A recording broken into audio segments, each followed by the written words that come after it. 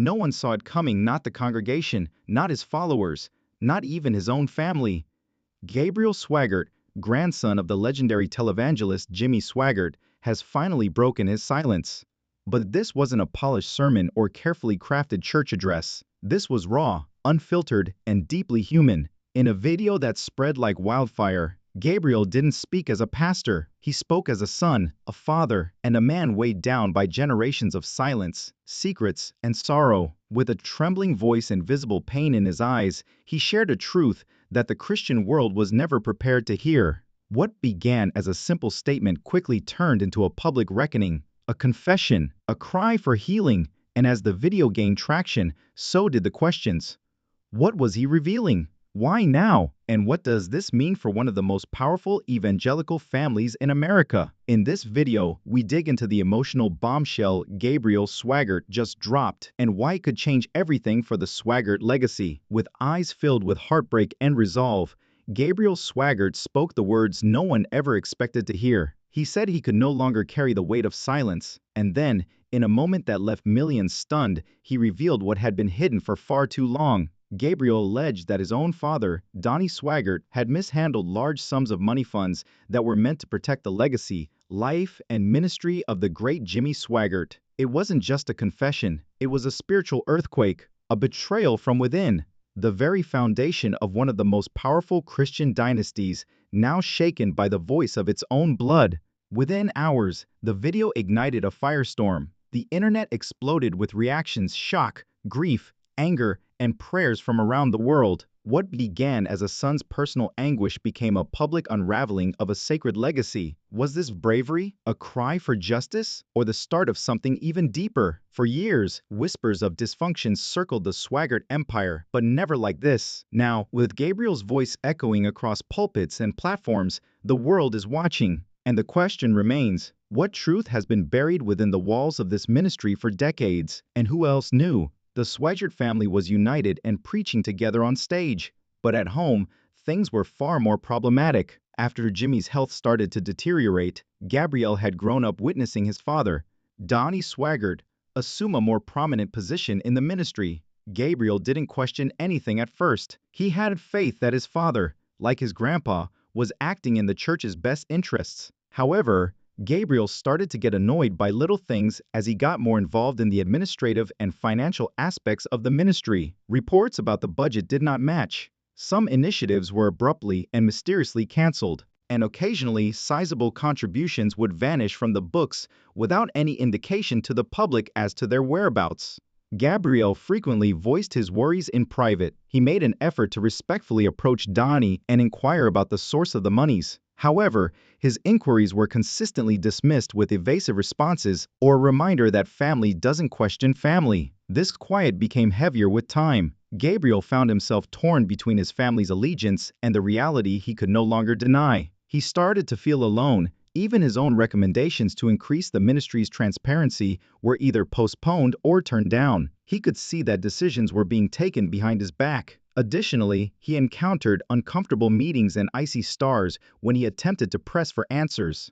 Gabriel started to believe that their outward persona of happiness was phony. Silently, he struggled, unsure of whom to believe. Even though he understood that speaking up would rock the world, he believed that remaining silent would be a betrayal of both his conscience and his grandfather's legacy. Unexpectedly, on a typical weekday, Gabriel had the moment that would change everything. As he prepared for a board meeting, he was looking over old financial papers from the ministry's archives. When it came to ministry matters, particularly those involving his grandfather Jimmy Swartz's initial trust and gift funds, Gabriel had always been meticulous and thorough. However, he noticed something odd as he examined a few files in detail. Transfers that seemed incorrect. Accounts associated with Jimmy's name and legacy had large amounts of money, often in the hundreds of thousands, discreetly transferred out. These weren't typical operating costs. The documents contained ambiguous descriptions, unclear permissions, and most unsettling of all the fact that Donnie Swaggart had authorized the transactions. Gabriel initially believed it might be an accounting mistake. He therefore cheated everything twice. However, the more he investigated, the more evident it became that this was a persistent problem. Years had passed since it began. Money intended for facility upkeep, ministry outreach, and even overseas missions was transferred into private accounts or used for ambiguous initiatives that never materialized. Gabriel felt a sinking heart. Thousands of devoted Christians from all around the world had donated these similar donations in good faith, believing they were helping Jimmy Swaggart with his spiritual purpose. Gabriel was aware that his grandfather had put his faith in Donnie to oversee the ministry's finances, particularly because Jimmy's health had deteriorated over time. However, it seemed like trust had been betrayed. He couldn't keep the astonishment to himself. Unable to sleep, Gabriel glanced over statements, double-checked identities, and discreetly called a reliable former accountant who validated his suspicions. These weren't errors. They were calculated actions. It was more than just bad management. It was treachery, a breach of the family's principles, the congregation's trust, and his grandfather's labor. Gabriel understood that he would be considered culpable if he continued to remain silent. His difficult decision to speak up, even if it meant exposing his own father, was prompted by this agonizing realization. Gabriel's heart finally broke from the tension that had been growing inside of it. He felt he couldn't bear the burden alone after days of emotional upheaval and restless nights. It was time for him to approach his father directly.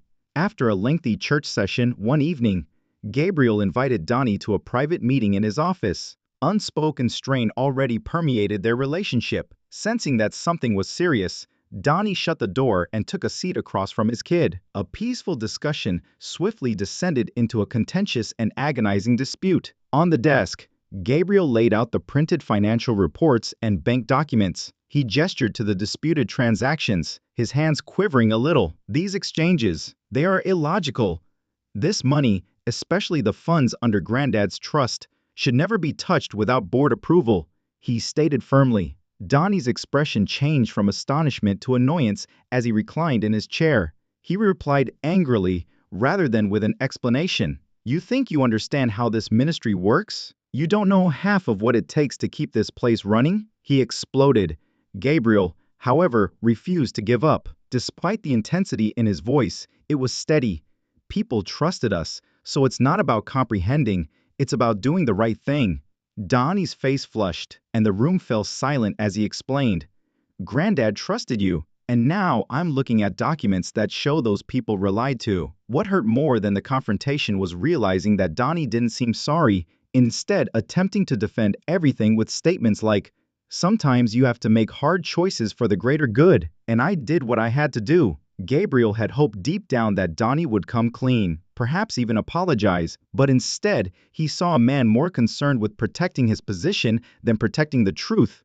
Gabriel left the office that night with a heavy heart, knowing that the family might never be the same again. This moment broke something inside Gabriel. It wasn't just a disagreement over money, it was the breaking of a bond between father and son. But he also knew that he could no longer remain silent. He had to speak the truth, no matter the cost. Frances Swaggart, the wife of Jimmy Swaggart and Donnie's mother, was the one who felt the heartbreak the most, as the conflict between Gabriel and Donnie started to reverberate throughout the family. She had supported her family through decades of ministry, scandal, and revival. When Gabriel revealed the truth to her, her face went white, and she sat silently while he showed her the documents in a respectful but painful voice. "Grandma," he said softly, "I didn't want to bring this to you, but I couldn't stay silent anymore." Frances was torn. She knew how much Jimmy had trusted Donnie to uphold that legacy, having watched him build the ministry from the ground up, giving his all to every sermon, mission, and gospel-impacted life. Now, her grandson, the young man who had always looked up to both his father and grandfather, was standing in front of her and declaring that trust had been betrayed. In private, Frances confronted Donnie with a mother's heart, hoping it was all a misunderstanding. But Donnie's response only made her heart ache more. He didn't deny the financial decisions, he just tried to justify them. Tears filled her eyes. How could this be happening in her family, in the very home they had built on faith? He said, "You wouldn't understand, Mother, but it was essential." Gabriel is too young to see the big picture. Frances, who had supported Donnie during many of his hardships, was shocked to hear what she was hearing. This time, however, it felt different. It was about integrity and the ministry's soul, not simply money. Frances was in a difficult situation. Between them, Frances grew quiet and aloof, praying constantly in private, seeking wisdom from God. On one side was her only son, who had been carrying the ministry's torch for years. On the other, her grandson, who reminded her so much of Jimmy in his early days, strong, honest, and unafraid to stand for truth. She loved them both very much, but she was certain that this rift was no longer just a family issue. It was a test of faith and of everything the Swaggart name had ever stood for. As the pressure increased and rumors began to circulate throughout the ministry, Donnie Swaggart was unable to remain silent any longer. When Gabriel's discreet revelations began to garner attention in reputable church circles and longtime supporters started to inquire, Donnie made the decision to share his version of events. In an attempt to regain control of the story before things got out of hand, he called a private meeting with important ministry figures and close family members. Donnie, who was sitting in the same boardroom where his father had once made daring decisions with unwavering faith, appeared visibly tense but composed. "I know there have been rumors," he said, his voice steady but defensive. "Additionally, I am aware that my own son has raised issues. However, I want everyone to grasp something before passing judgment." Donnie tried to explain the transfers, the rerouting of cash, and the covert decisions that had subtly influenced the ministry's course in recent years with that one sentence: "I did what I did to save this ministry." The number of people watching television was declining, online donations were becoming erratic, and the cost of running Jimmy Swaggart Ministries was increasing more quickly than ever before. "There were times when we had to move quickly, and there wasn't always time to go through the board or get everyone's blessing," Donnie said. The room was silent, but those listening sensed that Donnie's explanation lacked transparency, even if it sounded scripted, as he claimed that the funds were not used for personal luxury, but rather for emergency measures to keep the ministry afloat, including hiring new media teams, developing digital outreach, and paying legal bills that were subtly jeopardizing the ministry's reputation. Many in the room felt that Donnie's words were insufficient. Some thought he acted under pressure and made difficult decisions, while others saw it as an excuse for power without accountability. He never explained why those decisions had been made in secret or why even Francis and Gabriel were kept in the dark. When someone asked if Jimmy had approved any of these changes prior to his health deteriorating, Donnie looked away and gave no definitive response.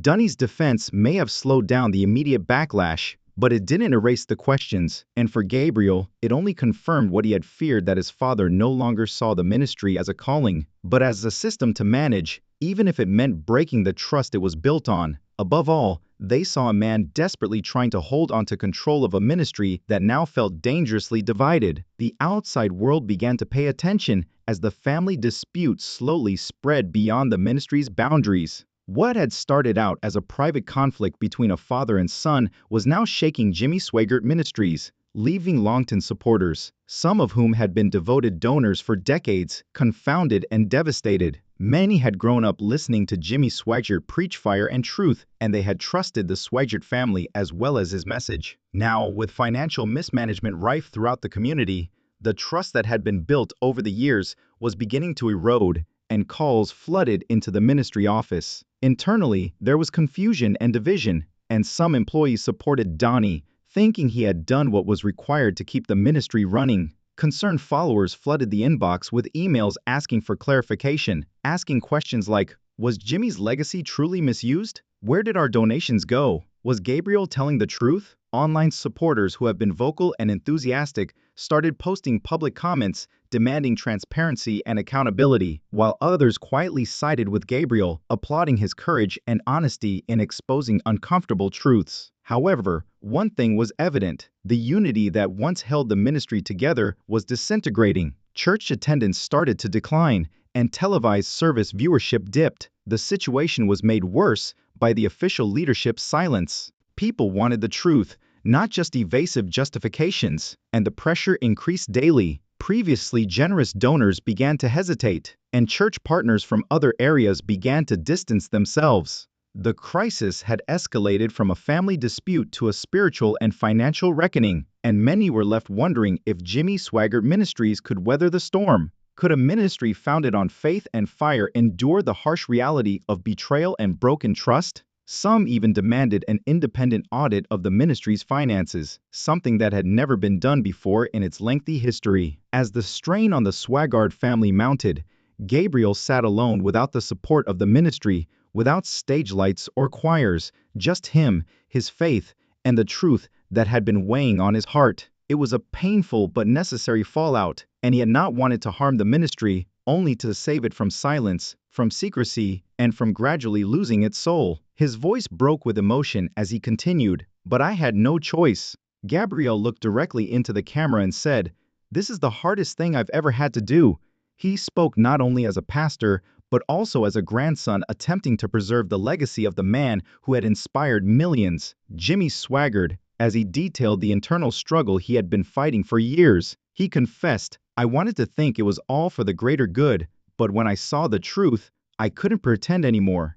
He described seeing things he didn't understand, observing changes in the ministry's operations, and sensing the increasing gap between what they preached and what was truly going on behind the scenes. "I would have been equally guilty if I had remained silent." Gabriel explained that his actions were motivated by love for the ministry and the people who had long supported it, not resentment toward his father. He reminded viewers that the donations were sacred and that every dollar sent in faith was intended to further God's work rather than selfish goals. "I love my family," he continued, his voice becoming more steady. "I love the people who trusted us, and I love my father, but I love the truth more." Many people who had been observing from a distance, uncertain of whom to trust, found his confession to be poignant. Gabriel's sincerity was evident, and he wasn't attempting to split the ministry. This ministry was never supposed to be about money or power, but it was about Jesus, about healing, and about hope. He recognized the pain, the shame,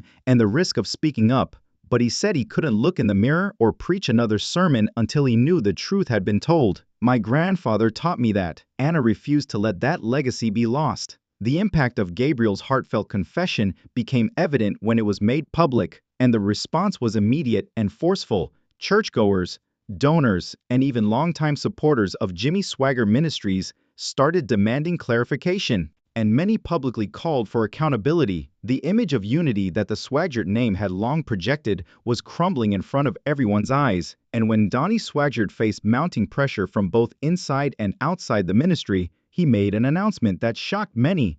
For the first time in decades, there was visible tension during Sunday services, with people whispering in the pews and avoiding eye contact, and some even choosing not to attend at all, instead choosing to watch online or disconnect entirely. The room fell silent when Donnie announced that he would be taking a break from all public ministry responsibilities for a period of introspection and recovery in a written statement read aloud by a senior church leader during a midweek service. For many, this was more than just a decision, it was an admission. Although Donnie never used the word guilty, the tone of the statement was clear. Behind the scenes, family sources disclosed that Donnie's departure was not totally voluntary, as a number of board members, staff, and even Francis Swaggart had privately urged him to take time off, not only for the ministry's sake, but also for the family's reputation. He talked about pain, misunderstanding, and the need for the family to address things privately before continuing in public ministry. The change was immediately apparent to those watching the broadcast, and many were both relieved and saddened that the man who had once spoken with ferocious passion was no longer there, at least temporarily. Gabriel experienced conflicting feelings about Donnie's temporary resignation. On the one hand, it provided the ministry with an opportunity to take stock, think, and perhaps refocus. As Donnie left the spotlight, questions remained. Would he ever return? Would he accept responsibility? More importantly, could the ministry survive without him? One thing was certain though, this fallout had changed everything. No son wants to see his father brought down in public, no matter the circumstances. Gabriel had spoken out because he believed in something greater than all of them. The truth. In the weeks after Donnie's departure, the atmosphere surrounding Jimmy Swaggart Ministries was laden with silence, introspection, and uncertainty. The once unwavering image of a united family and thriving ministry now stood on shaky ground, and the congregation felt a sense of mourning, not just over what had happened, but over what it meant. The stage felt different now, and so did the people who stood behind it. For generations, people had followed the Swaggarts, prayed with them, wept with them, and believed in the legacy that began with Jimmy's voice resonating on television sets across America and beyond.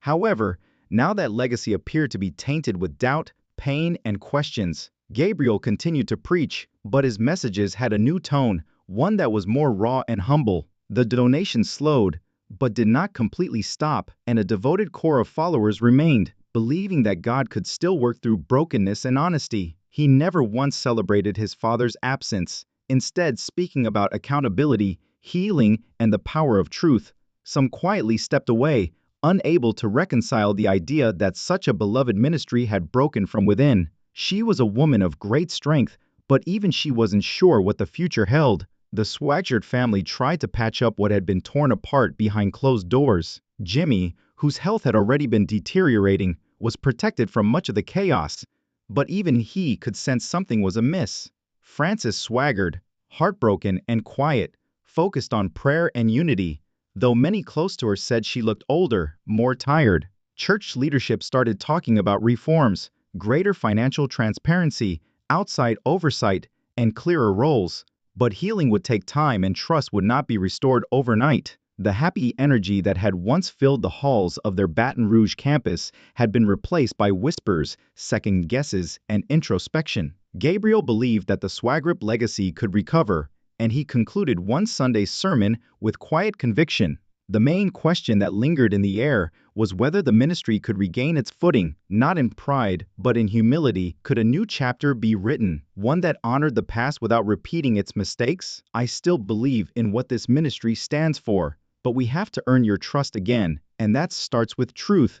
The audience stood in silence for a bit, then a few hands clapped softly, then more. Sometimes God uses the storm to reveal what has to be rebuilt, not to destroy us. Something deeper, a glimmer of optimism that perhaps, just possibly, the Swaggart name could still rise not because of who they were, but because of who they were willing to become was present instead of the thundering applause of the past.